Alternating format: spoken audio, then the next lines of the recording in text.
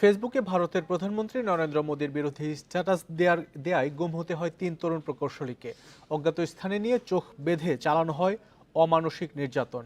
জঙ্গি তকমা দিয়ে হয় মিথ্যা মামলা, এরপর কারাবাস।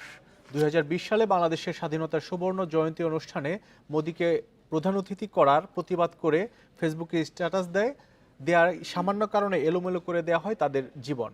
আপনি গাড়ি তুলুন। তো আমি বললাম যে, আমি কি করেছি? আমার তো ছোট, ছোট বাচ্চা আছে। আপনারা আমাকে কোথায় নিয়ে যেতে চাচ্ছেন?" প্রকৌশলী মাসরুর আনোয়ার চৌধুরী নিজের গুম হবার রোমহর্ষক অভিজ্ঞতা তুলে ধরেন ইন্ডিপেন্ডেন্ট টেলিভিশনের কাছে। ২০২০ সালের ১ মার্চ সকালে রিকশা করে অফিস যাওয়ার সময় হাতিরঝিল পুলিশ প্লাজার পাশে পথ আটকে দাঁড়ায় একটি সাদা মাইক্রোবাস। ফেসবুক স্ট্যাটাস দেখিয়ে পরিচয় নিশ্চিত হতেই তুলে নেওয়া হয় মাসরুরকে। একই কায়দায় তুলে নেওয়া হয় প্রকৌশলী আসিফ ইফতেহাজ রিবাত ও বাসা থেকে তুলে নেওয়া হয় প্রকৌশলী মোহাম্মদ কায়সারকেও। আমাকে যখন গাড়িতে তুলেছিল, তখন আমার মন ধরে নিয়েছিলাম যে আমাকে হয়তো ক্রস ফায়ার দিতে নিয়ে যাচ্ছে। যেহেতু তাদের হাতে অস্ত্র দেখেছিলাম, গাড়িতে অস্ত্র দেখেছিলাম। কারণ ওই সময় তো ক্রস ফায়ার এটা খুব দুর্দান্ত ছিল। যেকোনো ইস্যুতে, যেকোনো বিষয়ে। বলা যায় আমি মৃত্যুর প্রিপারেশন নিয়ে ফেলি মেন্টালি। চোখ বেঁধে নেওয়া হয় অজ্ঞাত স্থানে। জিজ্ঞাসাবাদের নামে কখনো চলে শারীরিক নির্যাতন, কখনো আবার মানসিক। এমনকি ভয় দেখানো হয় ক্রসফায়ারের। নানা কায়দায় অমানবিক নির্যাতন চালানো হয় তাদের।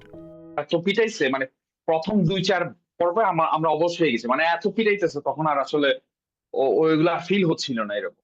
হ্যাঁ? মানে এমন হবে। আমাদের পুরা এখানে মানে রক্তের ছোপ বসে গিয়েছিল এরকম অবস্থা। টলায় পড়ছে অতিরিক্ত টায়ার্ড হওয়ার পরে, টর্চার হওয়ার পরে। বাট মাঝমধ্যে আবার হঠাৎ করে ডেকে নিয়ে আসে, "এই উঠো।" সুযোগ করে ৩ প্রকৌশলীকে নিয়ে সাজানো হয় গ্রেপ্তারের নাটক। মিডিয়া ডেকে দেয়া হয় জঙ্গি উপাধি। মিথ্যা মামলায় জেলও খাটেন ১০ মাস। ফতুল্লা টানাই তারা দিয়ে গেল। এরপরে আমাদেরকে কোর্টে চালান করে দেওয়া হইল।